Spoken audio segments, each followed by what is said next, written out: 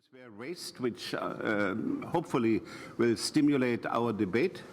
I think we have at least three main issues which can produce a good controversial debate.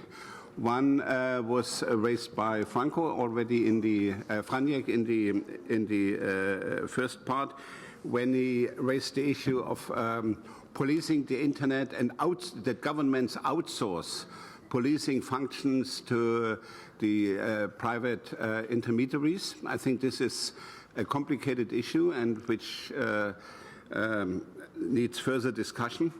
I think we had this interesting question asked by Ben about the accountability of private corporations, and when he said, you know, the law itself is not enough, so that means we have to add some functions. And we have also the good questions raised by Tim about due process. What are the needed procedures to guarantee that the individual rights are respected in a proper way by corporations and governments if they are active in this field?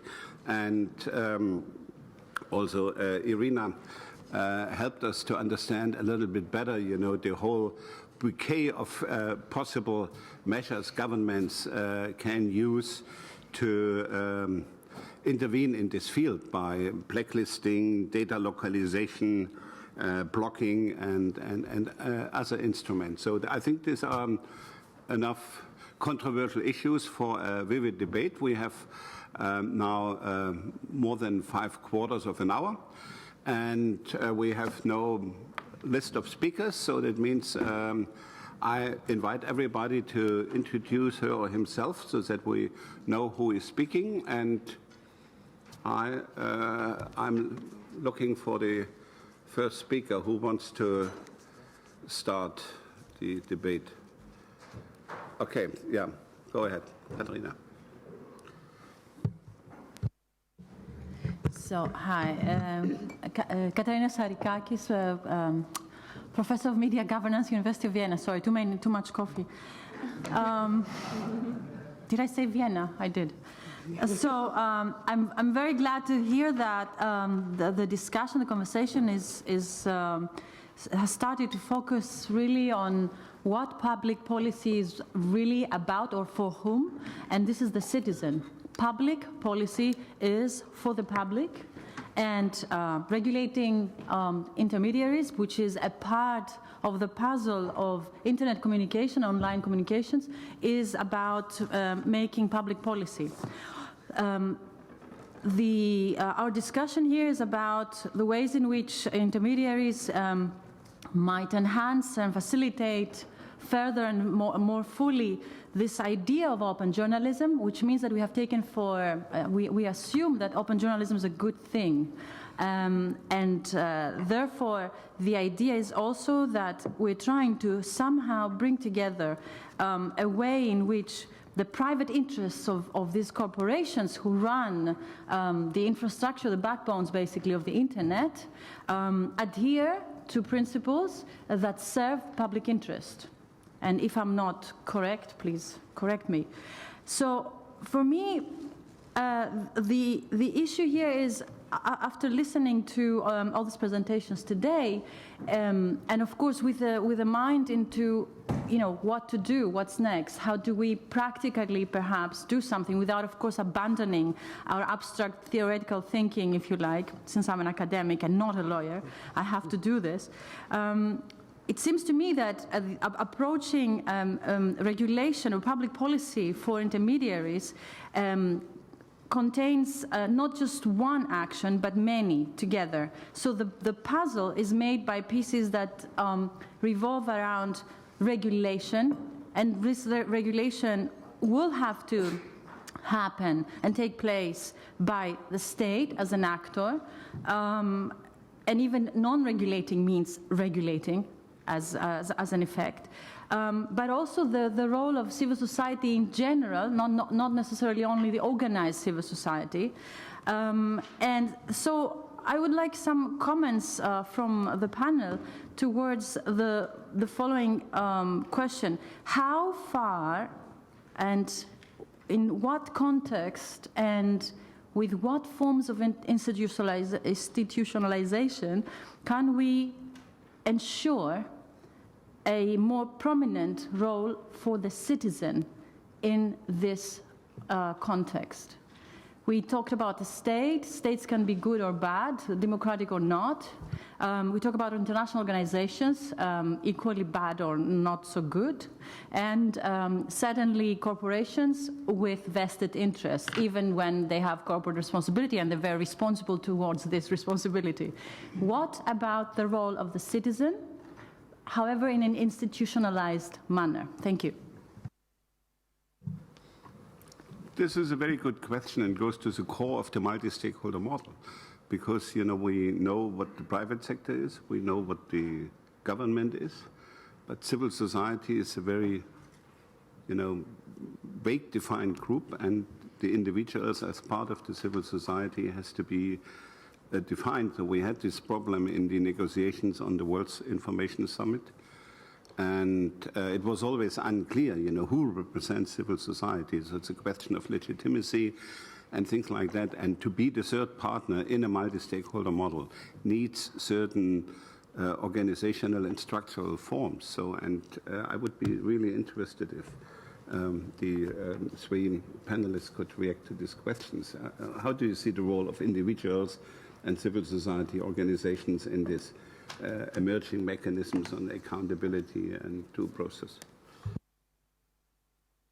I mean, this, here we are having this discussion in a very rarefied space, and I don't know that that the people sitting around the table today are broadly representative of all of the internet users in the world, and even when we talk about the multi-stakeholder process that is being undertaken by ICANN and others, you'll find that the most prominent critique, which is one I think that you're leveling, is that average internet users are not a part of that multi-stakeholder process. And we should also think about the more than half of the world population that's not on the internet. This is a conversation about free speech writ large. And so it's an organizing challenge. It's a challenge that involves public education. It involves civil society groups that are not just going to these international summits and writing treaties on principles, but organizations, civil society groups that do real grassroots organizing in the communities where these issues have great relevance. So I think that there is a need for us, and I talk about us very specifically in this room, to recognize that grassroots organizing, public education, media literacy efforts are as much a legitimate part of this process as are a lot of the other things that we take into consideration. Ben? So to respond to that a little bit further, the one challenge I think is advocacy. The other way of seeing this is that the way human beings are currently able to influence various different actors to get what they want. And I think that the challenge there is that both private sector and legal redress mechanisms are extremely weak. And so, for example, if you have an issue with the way your data is dealt with on the internet, you're in a very weak position there with very few exceptions, which isn't to say that we don't need more litigation in this area, but we also need more legal redress mechanisms for individuals to be able to respond to that effectively. The same goes for private content removal. The same goes for areas in which, let's say, algorithms make biased decisions about individuals which they have no control over. So there's a wide scope of various different areas where there are enormous challenges. I don't think we need to call these challenges or the solutions to the multi-stakeholder in order to fix them. I think that's one word that is used in one specific context. But I do think the sort of the idea of a citizen-oriented or a human being-oriented response is most likely to elicit a response that is also conducive of human rights. Thank you. More questions?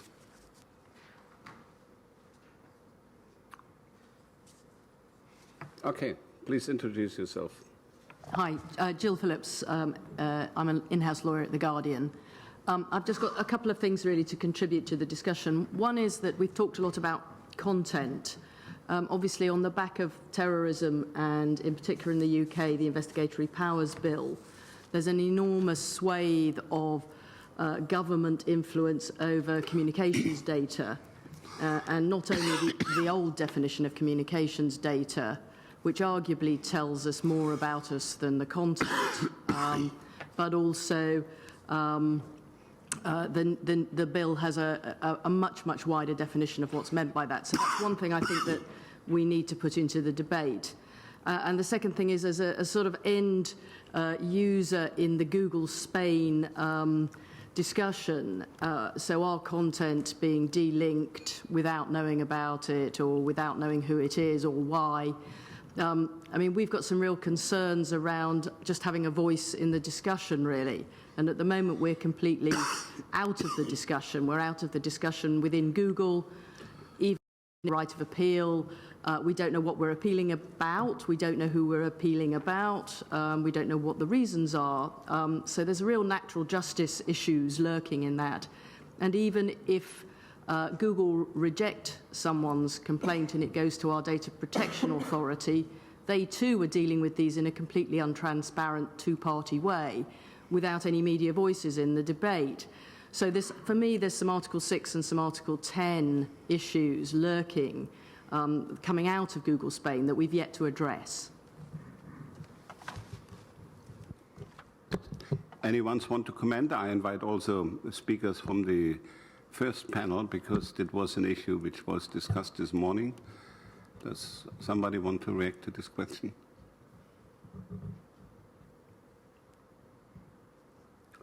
If this is not the case, I want to go back to the issue of the policing, the intermediaries and the internet and the role of the private sector in policing. As it was mentioned a little bit earlier, so governments now try to find the right target, and these are the intermediaries, to make life for them a little bit easier and to delegate policing functions to intermediaries. I think this is a process we can see in a number of countries. And I would ask for some comments. Probably Irina has already given us some examples. You could go a little bit deeper in this, and I would ask also the two other panelists here to react to this tendency, and what does it mean, and how can it be channeled into processes which are following the rule of law.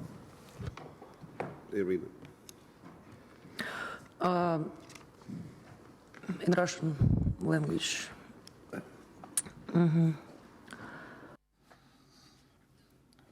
Yes, indeed. The role of the informational intermediaries, and I will quote examples from our practice, because honestly I'm not quite familiar with how it is done elsewhere in the world. I'm mainly focused on Russia. We have a clear trend which we see: the delegation of some functions and competences towards informational intermediaries on the one hand, and on the other hand towards operators. We are speaking about searching events, operational searching events and such systems. These are systems within operators, and by judicial decree, these bodies gain access to traffic, and operators maintain and finance these systems. This is a good example of how state function is given to a business structure.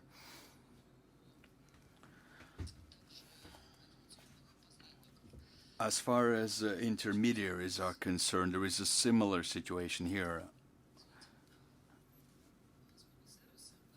Search engines, search services, as of the 1st January, will be entrusted with unilateral decisions as to delaying or not delaying information in accordance with the right to the law and the right to be forgotten in Russia. As to copyright, this is clearly not just our exclusive concern. Also in the US, informational intermediaries have to take decisions, unilateral decisions as to copyright and as to deletion of content which is in violation with the copyright. As to the letter question, I think this is not quite proper. We can discuss about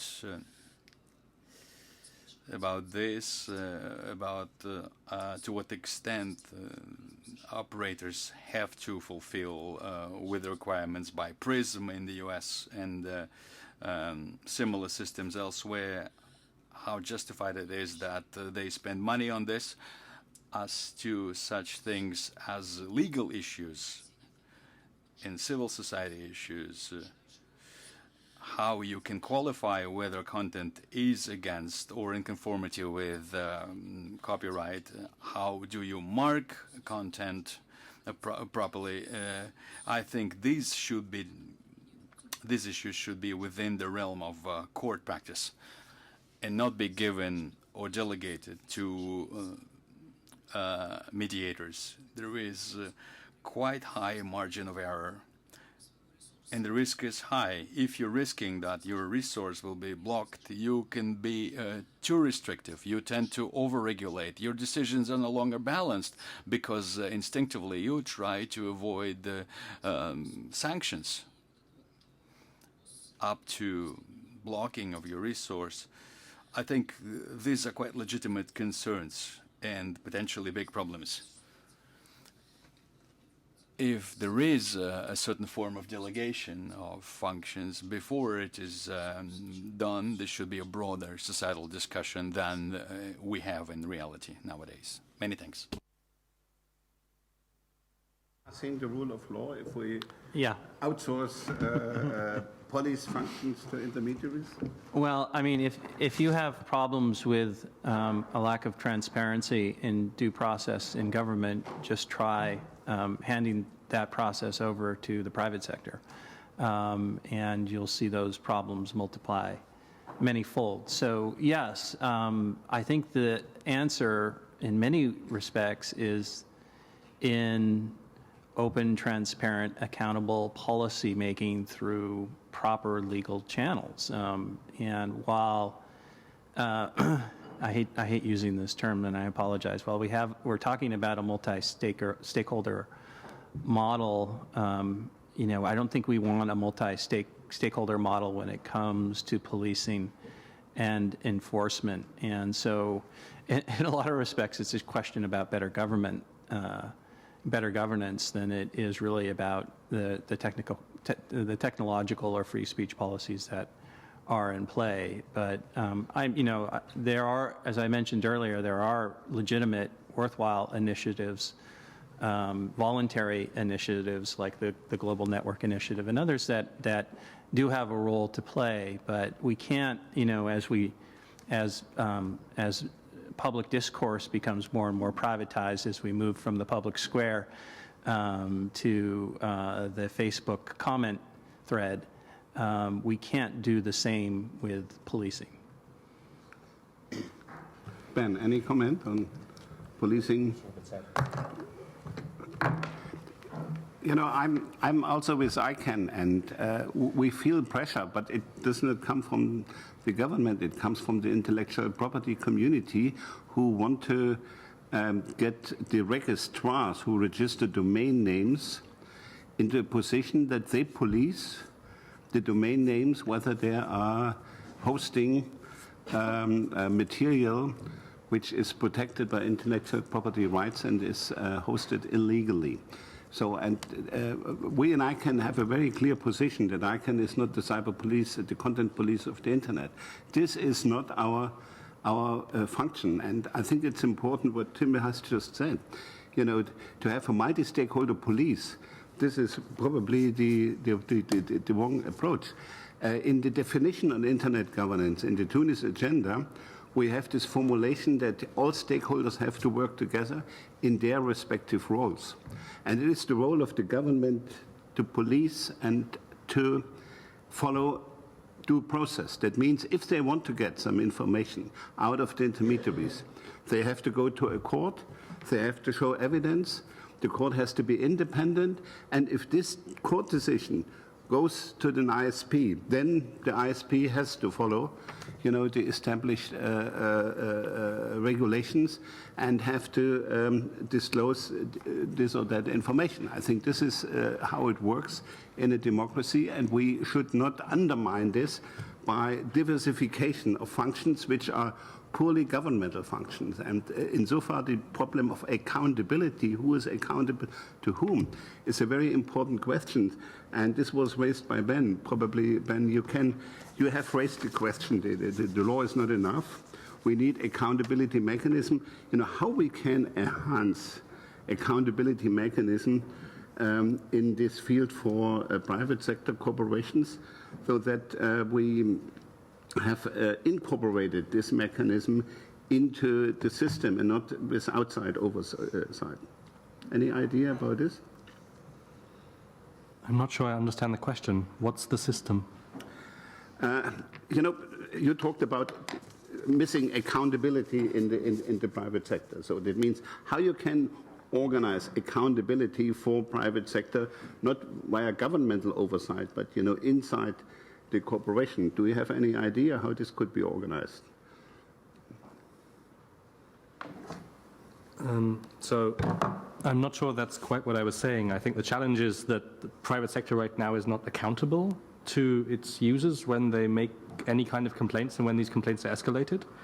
And now expecting one private sector actor to oversee another private sector actor, or the collective of private sector actors to oversee each other, I don't think that's a particularly effective mechanisms to ensure transparency or accountability or human rights. And as has been mentioned already here many times, the responsibility for upholding and protecting human rights is with the states. And they can't abdicate that responsibility for upholding human rights by somehow saying the private sector will now fix the challenges of the world, whether they be terrorism, whether they be the lack of the fact that we don't like internet content, whether those be related to copyright infringement or other issues. There's no way to get around that responsibility. And then somehow suggesting that we can just hope that the private sector will fix the problem themselves and the problem will go away, that obviously defies the logic of basic politics, by which at the end of the day they have no interest in doing so because it will cost money. What is then your proposal? Could it mean stronger governmental oversight? More transparency and accountability of the private sector. And I think that's a strategy that will be necessary. And again, I don't believe in this, like, we're creating a very strange position here where there is the regulation or there is the non-regulation. I don't see that as a meaningful contribution to the debate, because I think that when we're having a serious conversation about how we want the world to be governed and how we want the internet to be governed, it's not about more regulation or less regulation. It's not a zero-sum game. It's about how do we ensure that these corporations are accountable. And there are all manner of responses to that. I'm not going to say this is the perfect one or this is the other one. I'm going to say that I don't think the regulation of corporations by themselves is likely to be a particularly effective strategy. But this was my question, how? How? You say how? Do you have any idea on how? I'm not sure that this is meant to be a conversation between the two of us. There's a whole room of people here, and I know it might be amusing for two professors to have a conversation, but please. Hi, my name's Jeff Fruit from Kent. Can you make the microphone, please, the microphone? I think we're on to an important, Jeff Fruit from Kent State, looking at this issue of how do we maximize the role of government and of business.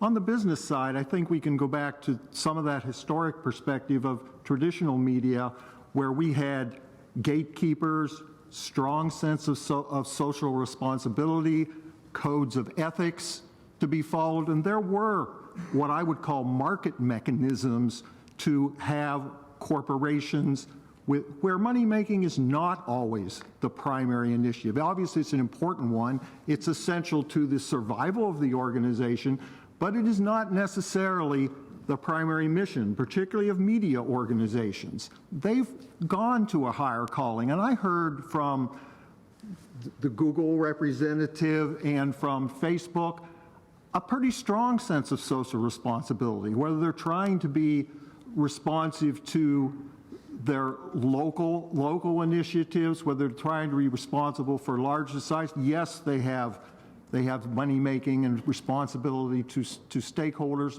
but I think, to go to Tim Carr's comment, we have to look at where both sectors can play their role. And I think there is a sufficient role there for the companies, the corporations, in that self-regulation, in the social responsibility realm. And there's a lot of discussion in corporate environments these days about social responsibility. It relates to their brands. Being socially responsible as a corporation can help you make more money, draw more partners in government and elsewhere. So there is a very strong motivation there on the part of business to play what they see as a effective and supportive role there. And I'm not saying that altruism reigns, because we all know that's not the case, but I think there is an important role there that we need to look at on that self-regulatory side. And I'd like to hear if any of the panelists had any other comments on that, where corporations could play a more effective role, where we could, through citizen groups and others, push very hard for that social responsibility and articulating to the companies the kinds of roles that we expect them to play. And if they're encouraged to do that, there will be rewards for them. Yeah, I mean, I think I'm somewhat of a cynic. I think corporate social responsibility is a bit of an oxymoron. These are companies, publicly listed companies, who have their first responsibility is to their shareholders, and that's usually to increase shareholder value. That is the nature of the beast. That is what they do. And just as you wouldn't trust your child with a lion because that's what a lion does. And the reality is... Are you suggesting that corporations are children with lions? I'm suggesting that they are a beast that has a certain nature, and social responsibility is not always the priority. And the reality is that they have to exist in a space where regulations are reasonable, that allow them to continue to make profits, to continue to hire workers, to continue to function in society, but the expectation that they somehow see corporate social responsibility as the end to corporate success, I think is a bit naive. I think we just need to understand what they are and then try to work within that framework to allow them to continue to be profitable and successful. That is a check on over-regulation. If you're putting a sector out of business that isn't, dangerously harming society, then there's a problem on the regulatory side. But let's not pretend that corporations are acting in the best interests of everyone. I think you made a very interesting point. I come back to you because you mentioned the code of ethics. And in the, I think in the 70s, 80s, 90s, it was private media. He constituted press councils which were based on a code of ethics. So it was not the individual corporation, but it was a council, an organization, a private organization, which more or less, did oversee the behavior of newspapers. And you had a mechanism, for complaints. Playing the ball back to you, could this be a model for, enhancing this social responsibility and accountability for that could be one actors? That could be one measure, but to respond to Tim's comment, I don't think it's naive. I'm not suggesting that the social responsibility is the primary goal of a corporation. I am saying that in the C-suite today, in many of these corporations, we are hearing this as an element in their decision-making, and that they are, given the fact now, and we've all seen in corporations where overwhelming citizen response to their actions has caused them to change policy.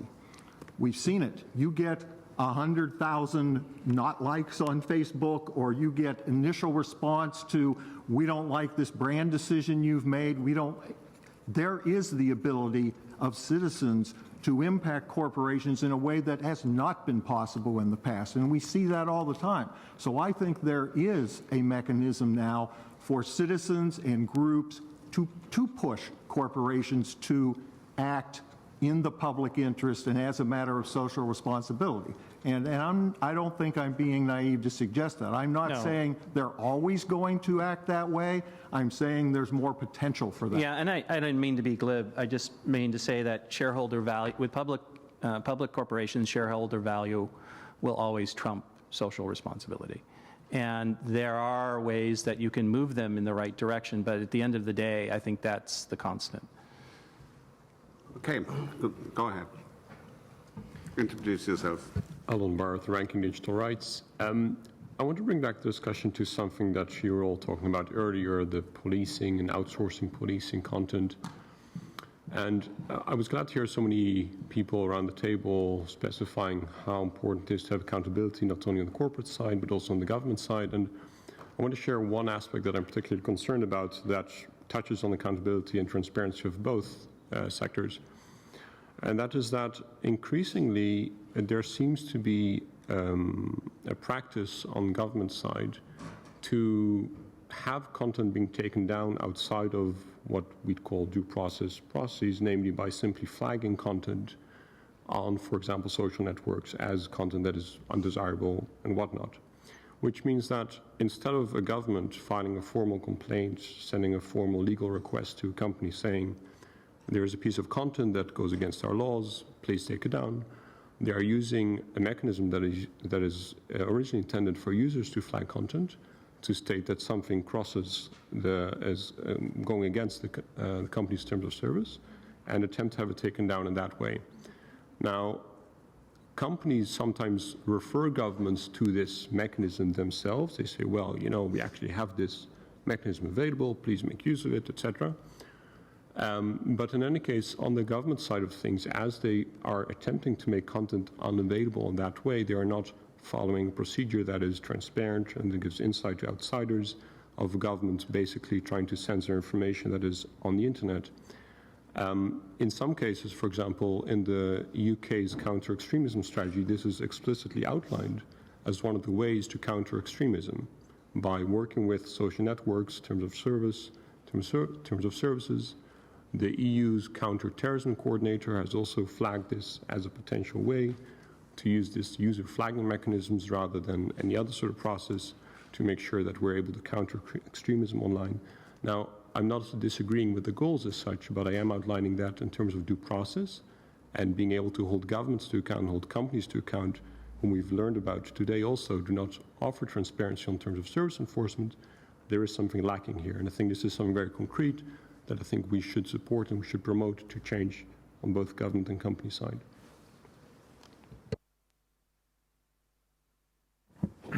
This is Paul Fellinger from the Internet and Jurisdiction Project. Sorry to take the floor again.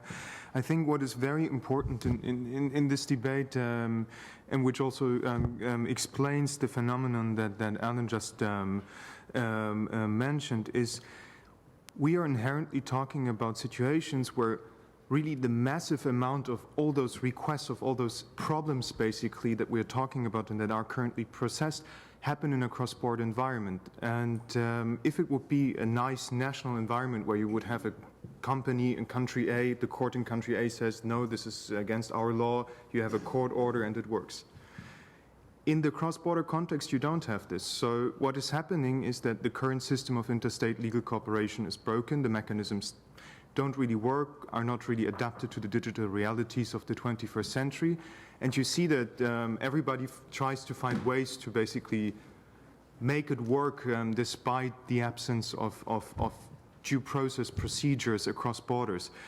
And in the beginning, what Tim basically said, yes, due process is very important, but it is not only the due process, and this was the discussion between Ben and Wolfgang, between the state and the company across borders, but I think we need to see it more in a triangular relationship, which doesn't make the problem necessarily easier. You have the states, you have the company, they might not be in the same jurisdiction, and you have the user. So there's also an element of due process between the user and the company. What is the right to redress, the right to respond, which is an integral part of due process. So every time we talk about this concept of due process, we should think, how does it apply in the cross-border internet? Because I think what we don't want is to renationalize the internet so that national due process mechanisms that do exist can apply. That's not what we want. We want to keep the internet cross-border by default, I think. And just to finish, an element that we briefly discussed in the coffee break on the sort of conceptual approach to this discussion. In a way, we're in a situation where we sort of need to reproduce Article 19 and Article 29 of the Universal Declaration of Human Rights. On the one hand, we need to stipulate protections for intermediaries because of the core function they play for democracy in our modern societies. And on the other hand, we need to define how restrictions to this right are applied, so how laws do apply online, and this means automatically how laws apply in a cross-border context. So I think this is important to be kept in mind in those discussions. Thank you. Thank you very much. And one comment to this is that we have here a contradiction incorporated into the system from the very early days, because Article 19 speaks about flow of information regardless of borders, and Article 29, which refers to the sovereignty of states, speaks about the sovereignty of a state within borders. So that's the question, borderless and bordered spaces. So bordered places, borderless spaces, how this works together, and I would be happy to get some comments to this problem, how we can settle this. But Christian has also raised the hand. Thank you. Christian Möller, University of Applied Sciences, Kiel. Maybe I'm a little bit slow as the afternoon turns on, but I'm just trying to get my head around what we are talking about here. And I think it's at least two things at the same time. One is protecting companies from having responsibility for user-generated content, like the Delphi case, when there is a comment on my website that I am not responsible for this third-party content. And the other thing is protecting users from the arbitrary removal of content by those companies, which does not follow due process at all. It's not transparent and everything. So I think these are two things at the same time that we are two facets, two aspects of this thing that we are talking about. And then my question, I think, would be, and especially as we have apparently participants from Brazil here. In Brazil, there is a new internet regulation called Marco Civil, which expressively says that providers of internet applications are only liable for content by third parties after a court order. So even if they're informed before that, it can stay online, because only after a court order they are liable for civil damages and things like this. So my question basically would be, what are the experiences with this law, and maybe to the experts, do you think that would be something that would help to solve both of these issues? Removal of content by companies because they're afraid that they're liable if they don't remove the content, and the protection of those companies, or am I just being naive? Could our Brazilian colleague reply, and then I would ask also Tim, because this is more or less principle one of the Manila Declaration. Yes. And probably you could be a little more specific, and Ben, if you want to add something. But first, our Brazilian colleague. Yes, we have a side event at lunchtime here. I don't know how many of you were present, but I talked about that, about the Marco Civil of Internet, and that's a very important law in Brazil, and exactly what you said, that internet providers are reliable only if they don't remove a content after a court order. That's our rule. Exception is made for blatant illegal content as child abuse or sex privacy or things like that. That's the exception that we have. And in this case of those exceptions, the providers are obliged to remove the content within 24 hours. And they have to, and the offended party has to point out exactly where the content is. I mean, by pointing the URL, where's address. And so, in fact, that for Brazil, it has been a very important advance, legislative advance for freedom of expression, because we think in Brazil that it wouldn't be fair to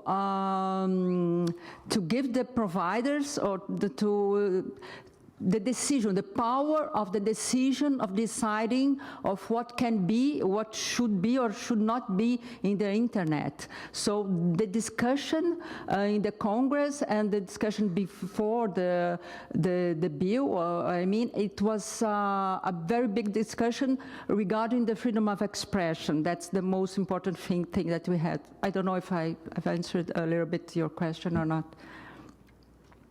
Thank you, Tim. In 1996, which was a relatively young age of the internet, the U.S. Congress passed the Communications Decency Act, and Section 230 of that act, which went unnoticed really at that time, provided immunity for intermediaries, immunity from prosecution from the content that they carry. That, again, went largely unnoticed at the time, but as the internet grew and as the internet evolved and as more speakers came online and used these various platforms, the internet access provider platforms, Section 230 became as important in many respects as some of our most foundational free speech documents. So this provision of immunity to intermediaries, in our experience, has been very, very, very important. Now, the second question is whether what their responsibility is after a court order is received, or is it valuable for them to be fearful of that order and to practice some form of self-censorship, I think is much more complicated. I see a lot of problems associated with that approach. The fear of legal action that results in censorship is a pretty dangerous realm. And I don't know if that's where you were going with the question, but it's the flag that arose in my mind. Thank you. Ben, you want to add? Sure. So I'm not sufficiently familiar with the Marco Civil to be able to go into great detail on that, but I believe the discussion today at lunchtime was already quite detailed on that. So I don't need to think we need to replicate that here. I think the interesting question is, when those provisions are enacted, what actually happens on a day-to-day basis with freedom of expression in Brazil? How does that actually change? And how do users respond to that? And so it's sort of very easy to get into a very abstract and technical debate about sort of, is it more regulation or is it less regulation? Is it good or is it bad regulation? When the actual question is about human beings and how human beings on a day-to-day basis are able to speak or not able to speak, feel chilled or don't feel chilled, and believe that they're able to exercise their speech rights. And when you then make it about human beings, you also have to admit that human beings right now, as we were discussing already, don't have a lot of redress mechanisms when things go wrong.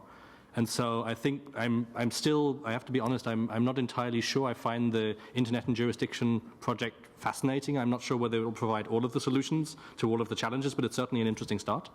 And I think that there's a lot of other redress mechanisms still missing, both in regard to data protection, both in regard to the rights of individuals to speak their mind. And so there's a challenge there in that, of course, that sounds like more regulation, and more regulation is bad, right? Because the internet should be this nice, wonderful space where there's no regulation. And then you may encounter situations where empowering individuals and empowering users to express their rights actually means more regulation. Then so be it. If it leads to a human rights-based internet, fair enough. I think somebody, yeah, okay, first.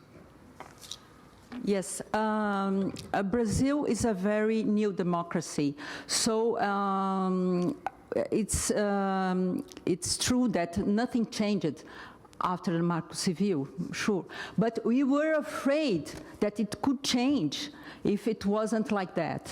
We are still afraid about that, about our democracy. Even now, we are having a very serious problem with our president, which has been pushed to impeachment. We are talking about impeachment in Brazil again. So we are very trouble with all those things, all those past things that we have already had. So that's why we were concerned about the freedom of expression. And I would also like to stress that the Marco Civil is something, it's a law, it's a civil law. It's not a criminal law. It sets out to ensure rights, not to restrict liberties. That's the difference, I think, that makes it makes some difference with that. Thank you. I wanted to ask Irina about the issue of self-censorship, because in the relationship between private corporations and governments, very often that's the case that, you know, a strong general law leads to this issue, phenomenon of self-censorship. And what are your experiences in Russia? In Russian, again, go to your headphone. Thank you very much for your question. We have a positive experience in this respect. I would like to voice a comment with regard to what has been discussed before, namely, to what extent is it possible to exercise effective control over the activity that is carried out by intermediaries, and how the content removal can be also placed under control? We have to understand full well that businesses strive to earn money, and no one is going to embark upon a confrontation with the state if this is something that might bring about financial risks. Transnational companies are very serious about this issue. For example, Google has to abide by Chinese laws if it operates in China. Business is business. No one publicizes any state requests. In fact, how can we overcome this situation? In my opinion, civil society, which might organize itself and demand intermediaries to be held accountable, is something that might help us overcome the situation. I'm aware of the fact that there are countries where these processes are ongoing, and civil society is very active in this respect. I would like to mention that in Russia the situation is not so bad at all. I have already mentioned Roskom Svoboda, which is an internet site widely visited. It had been even blocked in some regions of our country. However, nevertheless, it can be accessed. It files collective claims to the court, especially the European Court for Human Rights. And our colleagues have managed to achieve good results. When it comes to self-censorship, it is true that the laws sometimes are formulated in such a way that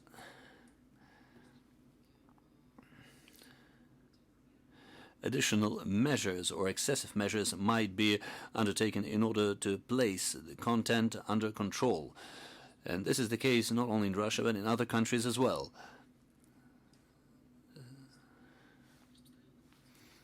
This is a popular practice, and in order to be able to avoid such problems, it is important to formulate the law as clearly as possible. And there must be sufficient grounds for content to be removed.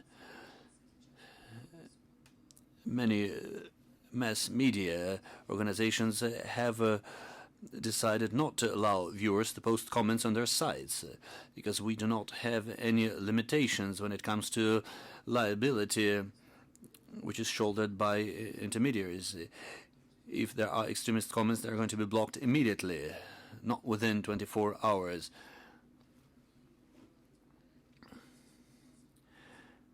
And the mass media has to operate in these conditions in Russia. And I would like to mention again that internet sites often strive to earn money, and they have to resort to self-censorship in order to protect themselves. And perhaps self-censorship is one of the major issues we have at hand. And I see David he wants to make a comment. Thank you, Chair. This is perhaps going into a new thread. Is that all right or not? Yes. Yeah. Sometimes in the course of kind of a long day, you're kind of stretching to desperately try and think of something a bit novel, or maybe it hasn't been well trodden through the rest of the day. So that should be very much the spirit in which this short remark will now be made. And as ever with me, you are absolutely free not to reply, not to consider, and to move immediately on to the next point. It just occurs to me that one of the sort of aspects to this whole internet phenomenon that hasn't really been, I think, spoken about. I have actually curiously raised this in a previous OSCE Open Journalism symposium, and that is the issue of its sustainability. Sustainability. I mean, at the very sort of least, those of you that have lived in countries where a reliable electricity supply is not to be had are terribly aware of the frustrations of not being either able to get online or having your internet connection broken in mid-transmission.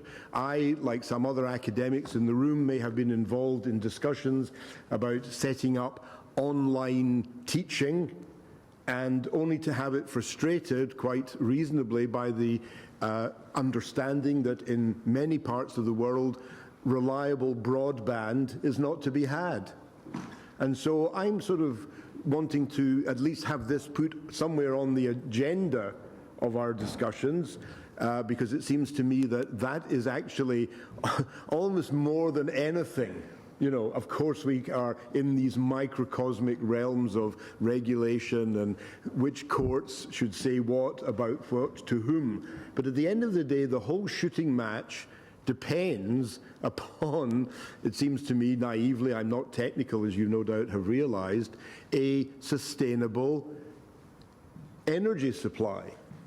And I'm just wondering what sort of future phenomenon can we envisage in which there would be this mass global intercommunication when that is not available, or available affordably, or available in the formats, or available to the extent or to the degree that we even have now. I think we are, I think it was Ben, or maybe Tim, or maybe it was Wolfgang, or maybe it was Irina, I think that exhausts the entire panel, mentioned, asked the question earlier, who is the we? And in the end of the day, well, I think it was who is the community, or who is the we that is the community. I think it was Tim. We'll blame Tim anyway. And I mean, it's a bit like the same. We are the people not only who use this pretty much all the time, even when we're supposed to be listening to learned interventions and presentations, but we are the people for whom, broadly speaking, we don't give a thought to this flicking the thing on and only getting annoyed if it takes more than a nanosecond to sort of fire up. So I'll stop there, but I just think this issue and phenomenon of reliable sustainability, that, in my opinion, is the thing which may actually send the whole edifice crashing down, Whether it will be sooner rather than later, I don't know, but I just wanted to at least express that thought, and thank you, Wolfgang. Thank you, David. Can I respond? Anyone wants to make a comment on this? No, can I respond to this? Yeah. Thanks. Just thank you for raising an extremely important point. I think it hasn't been discussed so far because we're more focused on internet intermediaries, but to sort of branch out from that, there are two key points. The one is the ability of intermediaries to provide affordable internet access, but also to provide it at all. And that's very closely linked to the discussion we were having in the first panel, which is the question of a public utility or public service.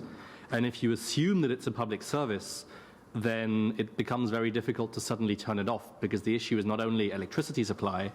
We've got almost, I would guess, around about several dozen countries which in the last years have turned off the internet and actually completely disconnected mobile phone connections, SMS, mobile broadband, and internet connectivity. And there's almost no public debate about this, often because it happens so far away from the places where the media is more prevalent and is more frequently retweeted, that as a result of which it's not possible to have these kinds of conversations in a wide public debate. But it's very obvious that this is a key hindrance to exercising fundamental rights, and also that it's very hard to talk about the internet when next week, next month, sometime sooner or later this year, that'll be turned off again. And so it's electricity, you're completely right, is one key component, and the reliability of that it's not to be contested, it's completely true. But there's also a slightly more nefarious context, which is not only challenging, but also changes the way you think about communications.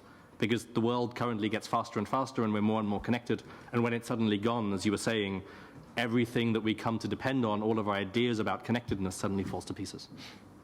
And I'd just add that this goes to your earlier note, which I was very happy to hear, about spectrum policy being a centerpiece to a lot of these conversations. You had mentioned that earlier, and I strongly agree because of the issue of access. And I think when we have these conversations, we have to look at them in a broader rubric of principles. The principle of free speech, obviously, principle of openness and privacy. But another principle that's often left out is the principle of access. What does all of this mean in a world where only fewer than half the population actually has access to these tools? And we can't have this discussion without taking that into its proper context. We are writing now the agenda for the next series of workshops for open journalism, but I want to add just one comment what David has raised.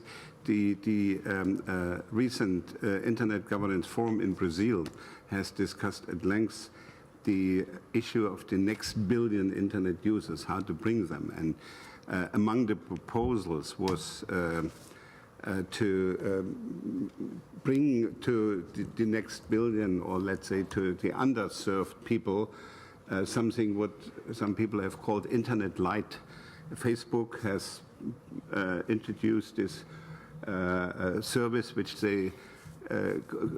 is called zero rating, and now it's called free basics, so that you give them just a little bit of the internet. The argument for the good intention is they have nothing and now they have something. But on the other hand, if you just offer them access to 300 plus websites, then the rest of the internet doesn't exist. So that means free access to information is restricted.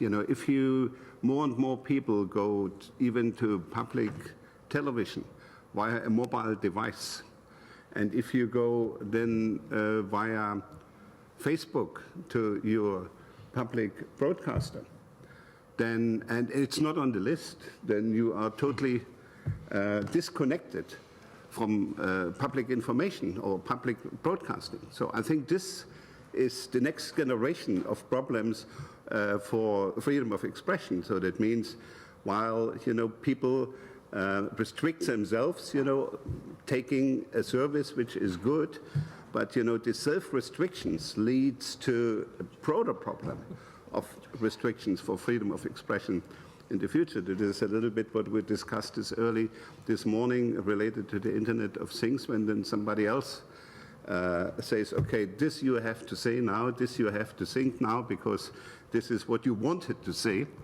And any comments on these future challenges? Because we have still 20 minutes to go, and it's very good if we end such an exciting workshop, not only by trying to summarize what we have discussed, but open our eyes and minds to the future challenges, because this is a never-ending story. We will continue. We have to continue this discussion for the years ahead. The big problems are ahead of us, not behind us. Any comments from the floor? Okay, Katrina. I like going back to the basics. So I think we have principles already that we need to put in good use for these future challenges. And one of them is, for example, the very good example you mentioned, the issue of public service media or public broadcasting of public service content, so to speak. There is the principle of must carry, and this must carry has to be applied everywhere. There is the other principle that the OSCE has already put forward as far as corporations, and especially global corporations, are concerned, which is the principle of transparency and accountability. All corporations in the OSCE countries have this responsibility to be transparent as far as the financial situation is concerned, or as transparent as possible. Why not apply the same expectations on intermediaries who are, while they are operative also in OSCE countries? There is another principle, I think, that might even be helpful, which is if you carry content and you're made to decide about content, then some of your codes of ethics then have to be based upon what professions do who deal with a generation of content. For example, perhaps a part of the ethical code of intermediaries is to look into journalism and ethical behavior, code of ethics of journalists, meaning you kind of tell the truth, you give all all views to contribute to diversity and so on and so forth.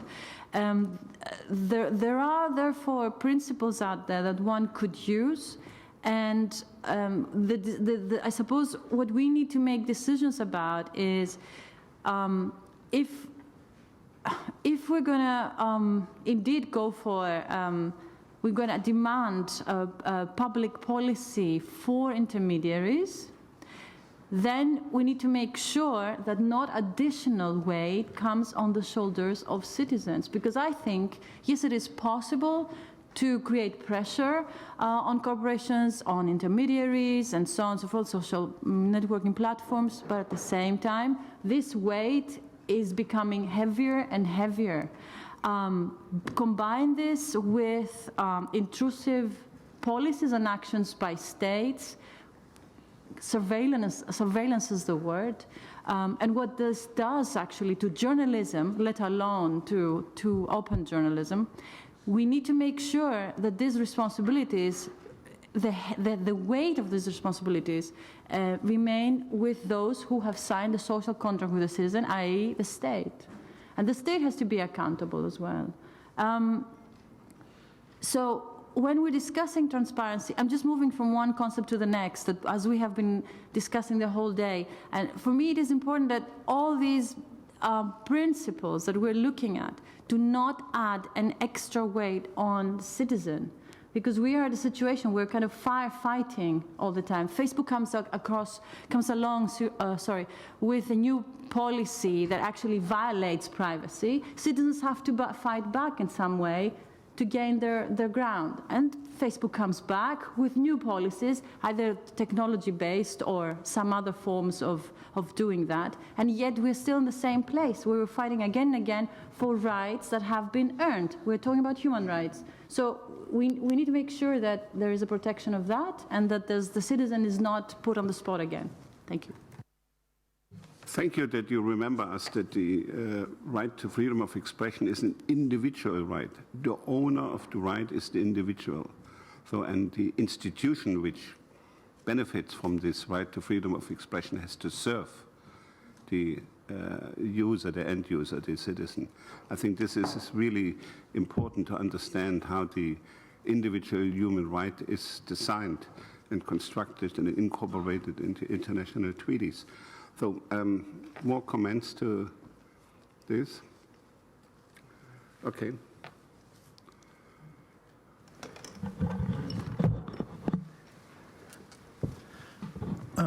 Aslan Atoyev, Tajikistan. I think one of the options to strengthen transparency and accountability of intermediaries is also considering the independence of regulation or regulators in the market as one of the challenges that to be considered in future events. I think this establishment of independent regulatory authority in telecommunications or like could be an option. This is also I think also very important in protecting the rights of users and at the same time protecting the right of players in the market. I'm pretty much supporting the idea of establishing a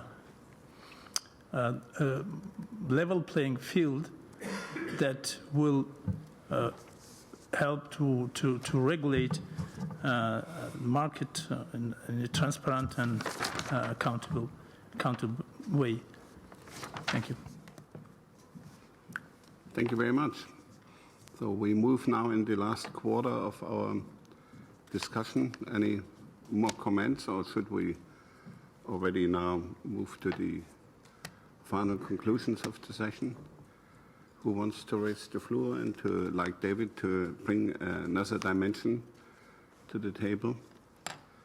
You know, I understand that after 8 hours, you know, everybody's a little bit tired. You know, what I have learned from this session now, where we discussed the relationship between intermediaries and state authorities in open journalism, is at least 4 or 5 things. One thing is that we should be very careful if governments try to outsource their core functions, where they have a system of accountability, and try to delegate policing functions to private sector. This is the wrong way, and we should undertake a lot of efforts. This should be stopped. So that means the police, the content police of the cyberspace are not the intermediaries. And this goes back also to the Principle 1 of the Manila Declaration. I think this is a very helpful language we can use in our future statements and repeat this again and again and again. This is very simple. Intermediaries should be shielded by law from liability for third-party content. Full stop. I think this is certainly a conclusion from our discussion. The second conclusion in my eyes is we have to have stronger accountability mechanism. And we should not mix the accountability mechanism. So we have to look what can be enhanced accountability in the private sector, what can be enhanced accountability in the governmental sector, and how the stakeholders, private sector, government, civil society, and the technical community can enhance their cooperation, that every can play the role based on their own legitimacy, but working hand in hand to serve the end user, so the owner of the right. And a third conclusion is that if we introduce oversight mechanism, then we have to have an oversight for the oversight. That means, and we need more independent watchdogs, so who just from a neutral perspective bring more transparency, more data to the system that we better understand. You know, I think the discussion we had about the community standards from Facebook was a very enlightening debate, because they work very hard, they have good intentions, but it's not enough. So that means we want to get the full picture, and probably that's also helpful for them. So to share. I think Tim's first slide was a quotation from Tim Berners-Lee, and Tim Berners-Lee used a verb in the quoted text, it was sharing. I think from the very early day, the internet was about sharing. So, and I think this is, if we continue with this philosophy of sharing experiences, sharing knowledge, so certainly we all have all our stakes in a particular, or the shares in particular in the shareholder corporation, but sharing is really an important guideline how to move forward to enhance the accountability and the responsibility of all parties involved. A fourth conclusion in my eyes is that we have already a lot of norms from the past which are relevant also for the future. I think in the Human Rights Council made this fundamental decision 3 years ago when they declared that individuals have the same human rights online they have offline. And this is relevant. We had this debate about what Katharina introduced, the must-carry rule. So this is important for intermediaries, service providers that say, okay, they should think about that they have certain duties. And this is reflected in the must-carry rule. How this can be transferred and implemented in the internet. We have the problem of press codes, code of ethics. We have a huge body of recognized norms by private media corporations. Why not to use these norms also for new content service providers or intermediaries or whatsoever? So, and I think here is a field for further activities, to link positive experiences from the past to the new challenges of the future. These are just, some very personal reflections from the chair, and I thought that David, you just raised your hand again. Well, it was only when you mentioned Tim Berners-Lee, just to sort of make a very kind of general light end comment. I don't know how many people around the table are familiar with the fact that he said a year or two back on some anniversary of the internet, why on earth did we make it HTTP:2/? He said there was no need for two. He said one would have been absolutely sufficient. He said we have multiplied keystroking like billions of times every day for no technical advantage. I just think it's a nice story. Thank you very much. And we, by the way, it's always good to have more funny stories in such a debate because, a little bit entertaining is always good for such a long day. And so I would, before I close the session, I would give the floor back to the three panelists to give their reflections about the session, and then I think will reach 5 o'clock and hand it over to Duna for the final remarks. So who wants to start? Ladies first. Irina? What do you take away from this section and session, and what you would send to the audience for the future? Well, I decided to enter one side. This is our human rights protection organization, that is Svoboda, Freedom. This is the Russian organization. And there are 3 pages which are blocked there, and it says that there's no access. In this building, there's no access to this. And it says that it contains pornography. This is lie. There's no pornography there. I switched on Tor, and I can see that there's normal content there. There's nothing about pornography there. And I just thought that there are countries which are not sufficiently democratic, and they have a tendency to, let's say, to control internet. And not only they should look for legitimate grounds for blocking content, but also those countries which are considering themselves as democratic, they should also think about that. And it would be ideal if we have another international agreement which concerns regulation of internet. We are talking a lot about this in Russia, and I know that our diplomats want this agreement to materialize on the platform of the International Telecommunications Union. Some believe that this should be based on the IGF platform. As regards content or other rules, if we truly want to maintain the global internet network and not fragment it, it would be a good idea to discuss that and to raise this issue at all possible platforms. I believe that this would be a reasonable thing to do. Thank you very much.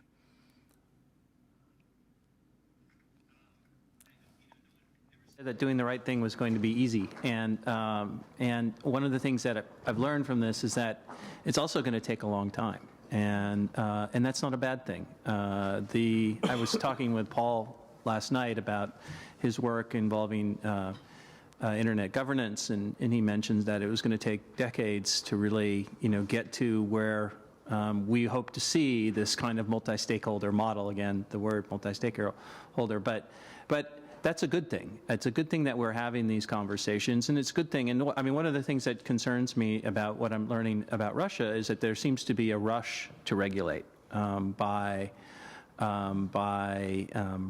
Russian lawmakers, and I think that rush to regulate is, in many ways, more dangerous than anything. We need to make sure that all of these conversations are given the proper amount of time, that they have the proper amount of involvement from all of the stakeholders in the process, and that it's a very meaningful and thought out process. So it's going to take time. Thank you. I have one comment to make concerning rushing into doing something. Our country is entertaining, if you come to think of it. I cannot say that our society is frustrated because of this rush or frenzy, legislative frenzy. People are making fun of it.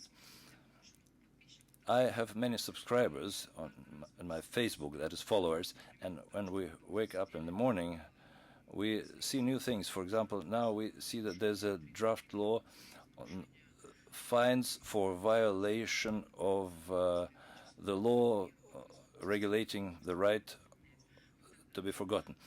And the fine is pretty high.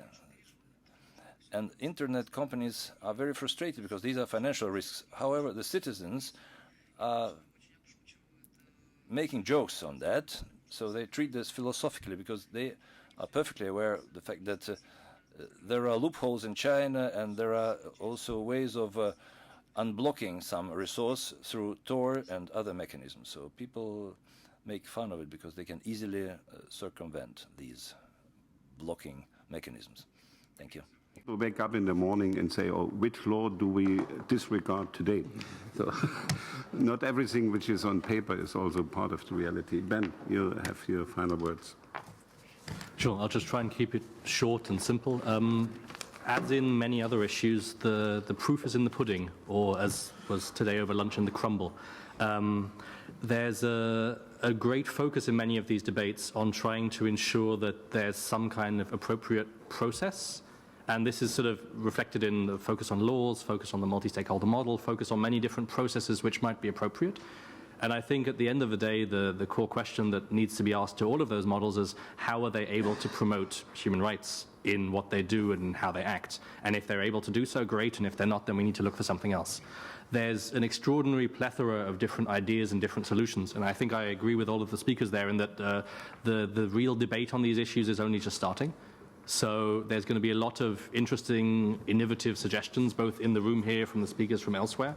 And they may be quite challenging initially. They may, often things are not what they seem when an innovative new governance model is suggested.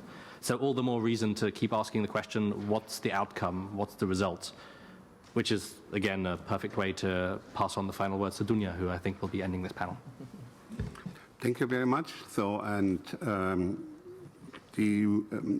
what final word from my side is, and I want to quote Paul Ferlinger when he said, you know, we need transnational due process. We have discussed a lot of things in the national context, but we have this borderless cyberspace, and we have this here. And this, as our other speakers have said, will take time.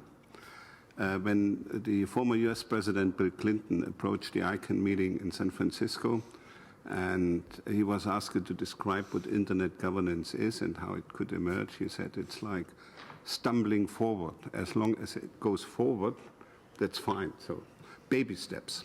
And with this, I hand over to Dunja to give the final remarks, and we have 2 minutes to 5. So it's a very precise handover of the leading of the session. Dunja. I think we will just need to